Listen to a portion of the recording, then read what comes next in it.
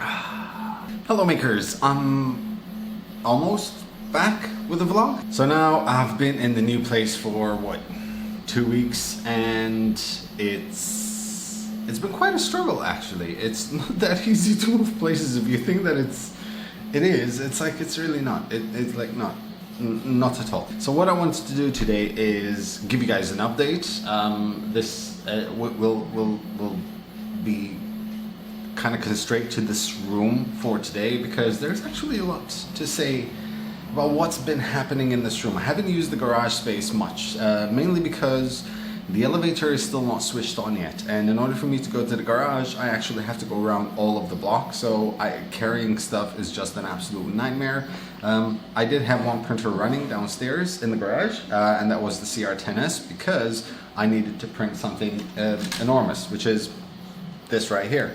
This is a prototype for a wheelchair with some accessibility apparatus stuck to it. This is being done for a student. I still need to clean the supports. Has another few things. But today I wanted to talk to you about one of those days where all of your printers decide to just give up on. So while I haven't been uploading in the past 2 weeks, I actually have been printing quite a lot. I had to do a lot of customer orders, and at the moment that is what brings money in, so that kind of took priority over everything else. Now, most of the customer prints that I got requested were ABS, and obviously for an ABS print you ideally need an enclosure in order to have like a nice finished product. Now my usual ABS printer is the Sigma R17. I put an enclosure on it, and you know, that's what I use to print ABS. It's my go-to machine for ABS. It never fails me, except this time. So what I have here is a package which just came from BCN 3D, and this holds these two cute little stepper motors. And the reason why these are here is because before we moved, I was printing with the Sigma and everything was fine. I moved everything downstairs. I switched on the Sigma about a week and a half ago, and it just wouldn't print. And I figured out, or I realized, that both X-axis motors, which move the IDAC system, both of them were seized, like completely seized. And I couldn't figure out how both motors could seize, you know, like instantly, both of them together. Like it was working before. So yeah, I got in touch with BCN 3D and they sent me replacement stepper motors, and apparently the problem is that the current is a bit too high on the X-axis stepper motors, so there's a way to adjust them. They sent me an instruction manual on how to fix them. So the BCN 3D Sigma is about to go through a bit of an overhaul. So yeah, it's out of commission until these are put in. Also, some epic news. Spanner Hands have decided to sponsor 3DMN, and I am extremely excited about this because not only do I love the spool enclosure that Spanner Hands has created, but they're now also producing their own line of filament. I will leave links in the video description where you can find all the filaments that they've started producing. Incredibly high quality. I'm going to have quite a few coming in next week to play with. They also have some enclosures for the Prusa Mark II and Mark III. You can also buy the spool enclosures from them. So make sure to check them out, show them some love, and thank you Spanner Hands, because you rock.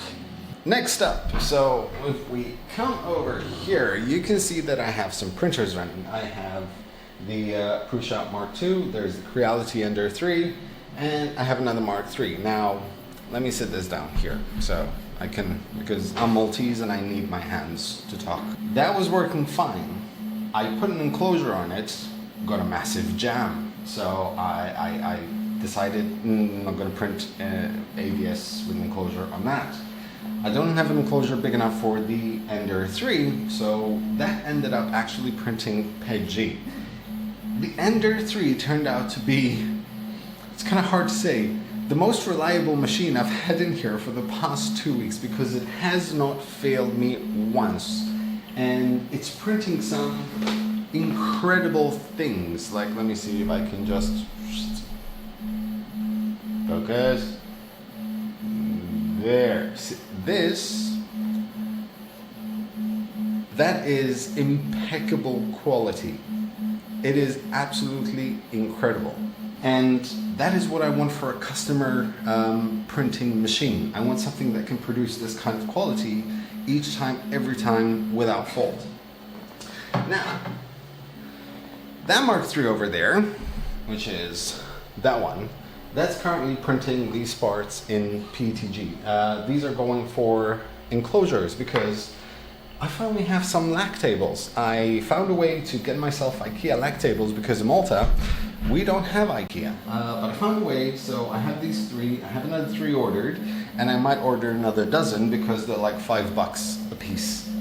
So yeah, the more the merrier. But anyway, the black Mark III, I put an enclosure over that, and that stopped working as well. And it's probably because everything was encased, the electronics, and in fact, the official Prusa lac table enclosure actually tells you to get the power supply outside of the box because it may heat up quite a bit and shorten its life. So I had to clear the clog, and now that's printing fine.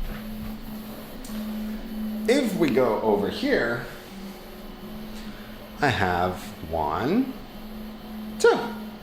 So that thing right there has a massive jam, and I'm gonna have to take apart the whole extruder assembly in order to actually clear that clog. However, this is the Mark III that I had assembled during the live stream. It was the first Mark III that I got, and it has over 3,000 hours on it, and I think over 2.5 or 3.5 kilometers worth of filament going through it.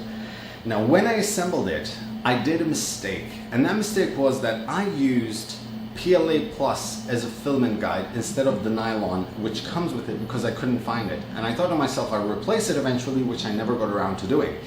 That was a very big mistake because the PLA Plus kind of became very brittle. It started breaking, and what happened is that it started, with all the movements, it started snagging on wires. So what it did was it broke the thermistor wire, and it also broke the part cooling fan wire. So now I can't even print with that. So I'm gonna have to order some replacement parts and actually change these things with some nylon. The boxes you see here are my custom enclosures. They're made with some foam, some aluminum tape, and I also put like a perspex sheet or plexiglass on the front so I can see what's going on. But yeah, that didn't work out so well. So I couldn't use them anyway. Now next is this gorgeous beast right here. This is the Raise 3D Pro 2. I had a beautiful experience with this machine to a certain point, and I need to explain this in quite a bit of detail because I don't think I'll be able to review this particular machine. I will do a video about it, of what I think and what not, about the parts used and so on, but this is kind of like a pre-production machine, and I only found out recently, and it came with quite a few issues. So this is a build tech sheet. This is the original build tech sheet. It's not the one that came with it, but this was sent to me by Raise because the original one I had there was ruined because the limit switch sensor was not aligned properly, and what happened was that the nozzle dug into the sheet quite vigorously, and it ruined the build tech sheet, and it also ruined one of the nozzles, so I'm waiting for a replacement nozzle as well. The second issue that I had was that whenever I printed ABS, after about maybe half an hour or 45 minutes of printing, this thing would just freeze. It would just stop printing. I mean, the screen just freezes as it is. Nothing, that's it, nothing. It just did nothing else. So what I did do was I contacted 3D Prima, I contacted Raise, and it turns out that seeing as this was an old unit, they actually knew about this problem. So they sent me an SD card by DHL to update the firmware. I dismantled the screen, took it out, updated the firmware. Then it was printing absolutely fine. Then another issue started coming up, and that is clogs. I was getting insane clogs. Like literally every 30 seconds, I would dismantle the hot end, I would clean out the nozzle and everything, and I start printing. 30 seconds, 1 minute, I get nozzle clog. There was one day that I actually cleared the nozzle at least 23 times, and I was just going nuts, and I needed to print because I had customer prints and I was getting so frustrated. At about, I think it was about 11 o'clock at night, I thought to myself, I'm gonna take apart the whole extruder assembly in order to find out what the hell is going on, because the nozzle was clear from debris, but it just kept clogging, and it's ABS, it's not like it should clog. So then I took it apart and I figured out what happened. So when you have a clog on this machine, you can see that the extruder assembly is probably about 20 centimeters in height in total. And Raise 3D, there, it's here. Raise 3D send you these two pieces of like long steel rods with the machine. Basically what you do is, if you have a clog, you just push it from the top to the bottom and just push it down and it clears the clog, and it works. However, I kept on using this all the time to clear out clogs, and it was working, and then I was getting another clog until I figured out that this was the cause of the clogs. So this is the whole extruder assembly, and you have, let me point, you have the nozzles which come out here, you have the hot end, you have a servo there which switches the nozzle up and down. This is, well, part of the assembly for movement. You have the Bondtech style extruders, and you have the filament sensor. Whoa. So what happened was, if you get a clog, you take this PTFE tube out, you push that all the way down, and what I was doing is I was opening this, which is the latch where you can see the gears over there, and I'd push this all the way down and through the nozzle. Now what was happening is that every time I pushed this down, it was hitting the inner gear in there, and it was constantly leaving metal shavings.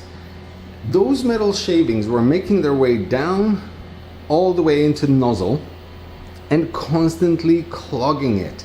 So I had to take out the whole extruder assembly. I cleaned that out, I cleaned the gears out, I cleaned the nozzles out, and since then it has been printing flawlessly. And when I say flawlessly, I mean like flawlessly. This is ABS, and that is probably one of the cleanest prints,